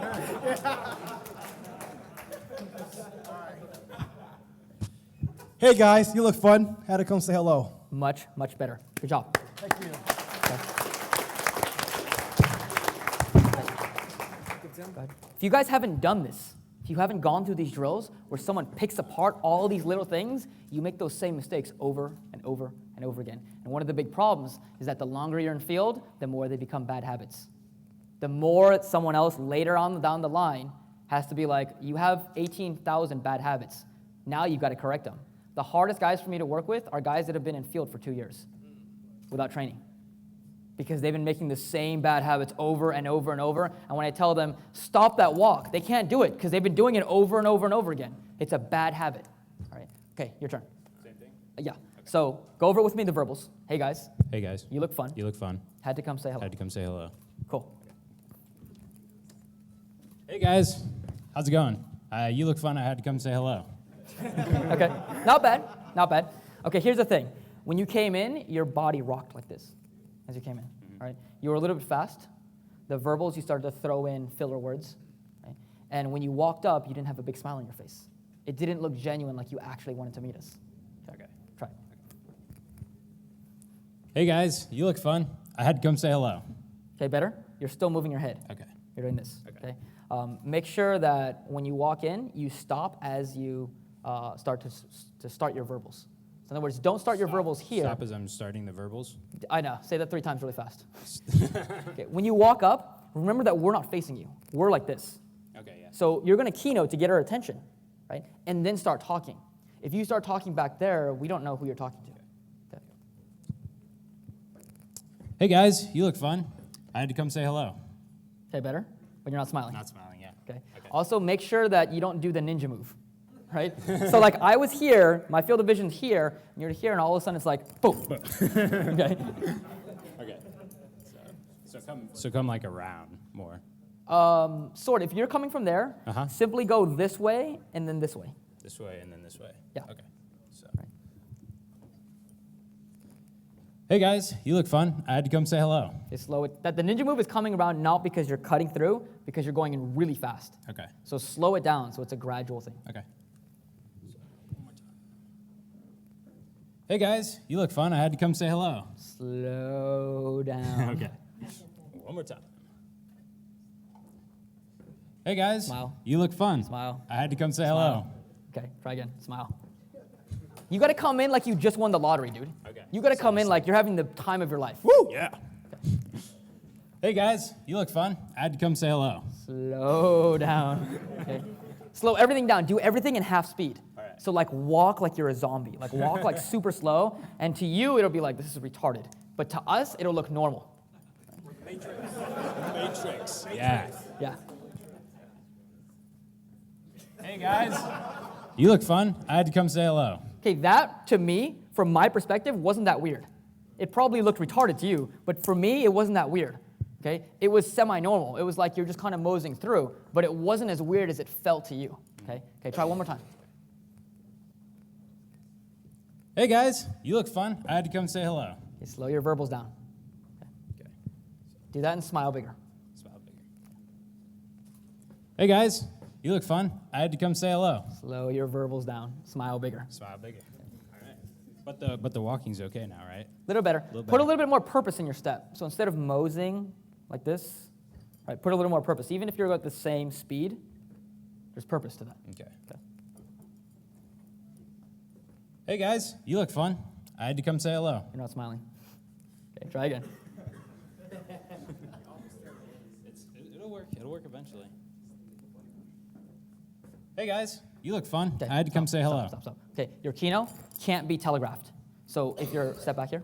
If you're going to kino and you're coming in this way and you telegraph it by walking in like this, yeah. she knows what's coming. Okay, so wait till you get up closer and then just kino naturally. All right. Hey guys, you look fun. I had to come say hello. Good job. Very good. Good. Give a round of applause for all these guys. Thank you, guys. Thank you, guys. Thank you very much. Thank you. All right, do you guys see how much there is? Thanks a lot. Do you guys see how much there is involved in 10 words and about 3 seconds? There is a lot, and most people don't think that. And I was in that same boat. I did that same drill with Jason. I did that same drill with Sin, with John. I did that same drill with a lot of these guys, and they said, hey, you're doing this and this wrong. You're doing that and that wrong. And that's what actually got me better. That's what continued the growth. All right. All right, what are we looking for in time, guys? 15. Cool. All right, perfect. All right, pop quiz. By the way, and I should have told you guys this earlier, I have handouts, so you guys don't have to take detailed notes, but whatever. Okay, so I want everyone to put away their notes. Everyone close up their notes. We got a quick pop quiz. There's a prize, and if you've been to my seminars before, you know what the prize is, so don't reveal it. All right, everyone have their notes away? All right, what is, oops, wrong one. What is the 3-word formula for success, and what does it mean? Boom, go. Okay, what does it mean? Discipline, training. It's date, and it's discipline, training, and discipline, training, and execution. You cheated. I I did, saw that. I did. saw that. That was pretty obvious, dude. Okay, now, even worse. Okay, now I want you to define each one of those. Discipline is discipline is having the Next. yeah. Who's got it? Shoot. Remember, if you screwed up, you're just giving more answers to the next guy. There you go. Education is simply knowing your work, knowing what you're going to say. Wait. What was that again? Education is Education. What's education? Next. Who else got it? You in the back. On the left. Yeah. On the left, so it's you. No, it's you. That's you. That's you. So dedication is this. Nope. Next. dedication is. Nope. Next. You guys will be pissed Get when it. you find out what this prize is too. Get it together. All right, date, discipline. Let's see. Training and execution. Okay. Now, what do they Discipline mean? is doing whatever it takes to get good, Okay, elaborate a little bit more. Like what?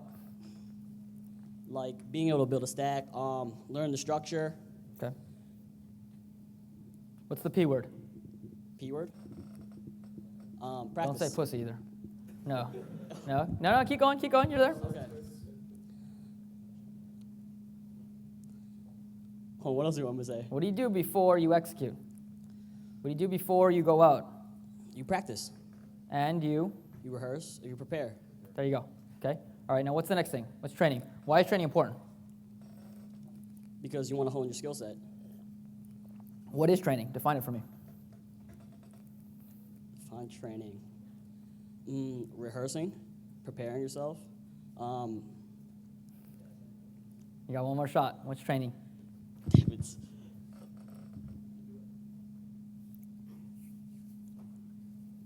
All right, give me 5 minutes. Next. Who else thinks they know it? You want me to start from the... From the top. Okay, it's discipline, Okay. and discipline means, having just doing it even when you don't feel like doing it because you have to do it. Okay. And then there's training. Training means, you seek out to learn from other people who are better than you at this point of time, Okay. Why is that important? because you can always learn from them. You can pick out a few things from each person. What we that just did, right? Yes. What we just did. Yeah, Okay. just like what that. else? Did you What's say the next what? thing? Excuse me? What's the next thing? Oh, next one is execution, and that is making a plan and going out and working the plan. Like if you plan that I'm gonna work on these 3 things for today, you're Okay. gonna go out and make sure that you've at least attempted to put yourself in a situation where all these 3 things are being worked on. Awesome. Awesome. Congratulations. You're probably wondering what the prize is. The prize is a voucher for a free boot camp. Oh, man. Okay? So come up to me afterward and you can pick this up. Okay? Now, all you guys will never forget DT&E. All you guys that screwed that up, never forget it. It'll always be up there. All right, guys. I want to close off. Today we've talked about discipline, training, execution, right? We talked about the process to get good. We talked about everything that's necessary, that doing what's necessary is the key to getting good, pushing your comfort zone, all these different things, right, to actually getting results in an industry and in a society where almost nobody is getting results. Okay? I want to close with a quick story, and it has to do with Mystery, who unfortunately couldn't be here. I know we all like to bag on the guy, but he's been pretty instrumental. He's been pretty instrumental to most of our growth, to mine especially. And I remember training with him, and I sat down, and I just blown out of like 10 approaches in a row. Right? And I was just bummed. I was like, this fucking sucks.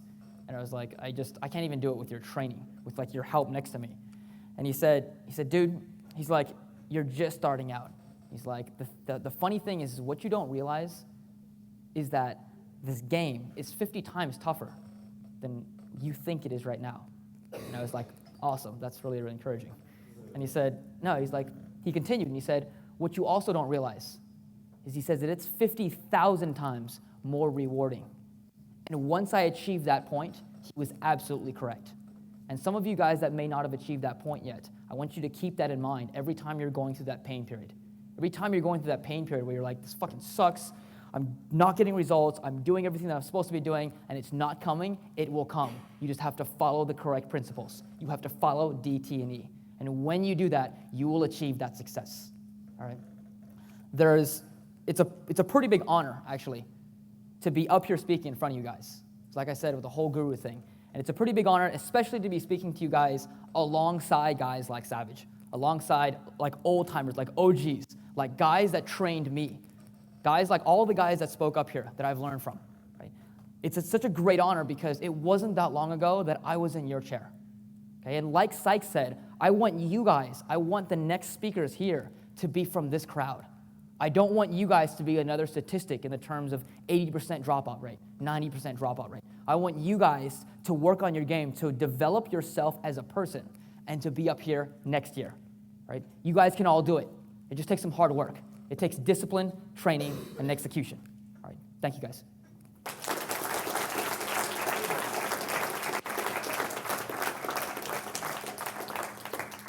Questions? Okay. How's it going? Okay, something I realized that you're really good at, or at least in my opinion, you're good at, is you have the ego problem like solved, or at least like to a high degree. At least like to what? A high degree. Okay. Like I think you've pretty much you've done a lot of work on that. I've had a mentor at that, honestly. I've had a mentor, and he'll probably watch this video, and he's not that good at game, but he's really, really good at internal stuff. Right? I've had several mentors. Savage is one of them. I've had several mentors that will like guide me along the way, just like I was telling you guys about training, and that's contributed to a lot of that growth. That's good. How would you describe how to drop the ego, or what advice would you give to solve the ego problem? In terms of what? Like what context? Like, well, I tell you the truth, I'm not really sure how having an ego is obviously a problem, but how are we supposed to drop it? Is that how? If you have no ego at all, and this is the thing, it's No like if ego you have at no all. ego at all, you know what happens to you? You put on an orange robe, you shave your head, and you hide in the mountains of Tibet.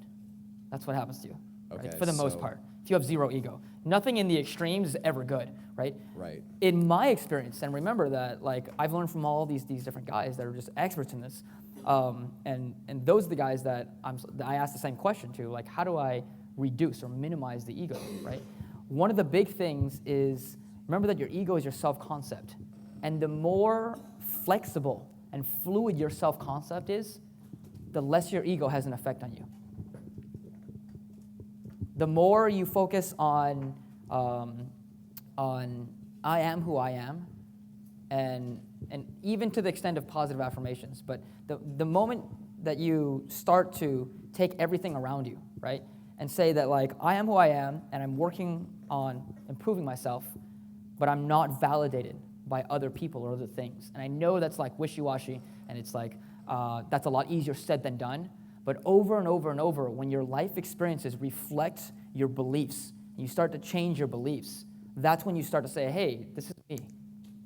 Like one of the things that that students like a lot is, and I don't know if you're teaching or not, if you're going to, but one of the things students really like is when they're afraid to blow out.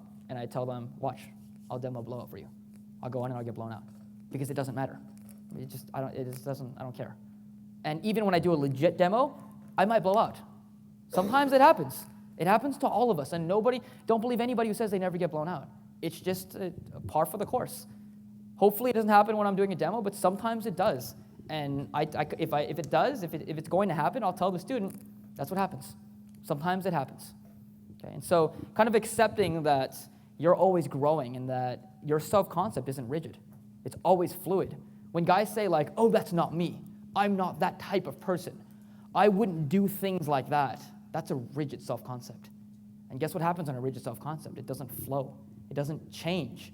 If you're that type of guy who's like, that's not me. I don't do things like go and approach women. Well, guess what? You're not ever going to develop the skill to do that because in your head, you're telling yourself over and over and over, I'm not that type of guy. Does that make sense? Okay. You talked a little bit about free association as it relates to asking too many questions. Yeah. Can you elaborate on free association and exactly what the exercise is to help with that problem? I like to do the juggler-esque monologue. I wish the juggler guys were still here because it's funny. When I trained with Juggler, he did an exercise where you throw a beanbag around. Some of you guys might know this. And you talk about a topic, and you throw the beanbag, and the person receiving the beanbag, it's like popcorn in school, he has to be able to relate to the topic. So I changed that around a little bit because not everyone's got a beanbag and a bunch of friends that are willing to do exercises. And so what you do is you do a monologue of ADD self-talk. I'll give you an example, right? Most guys can't they get stuck, they stall, they ask too many questions because they can't repeatedly make statements. Because they're just like, what do I talk about? I don't know what to talk about. So to teach yourself that, you pretend like you have ADD, and you talk and you thread cut yourself every few seconds. And I'll give you an example. Give me a topic. Pizza. Dude, I love pizza. In fact, the best place pizza is Chicago. Everyone thinks it's from New York. New York is a good place, but it's like the climate in New York, I can't handle. It's like freaking this place right here. Like, I get it. You know, it's Florida. It's next to the coast. But, like, Miami honestly has hotter girls. And it's like, if I'm going to have the same weather, I'm going to take the hotter girls.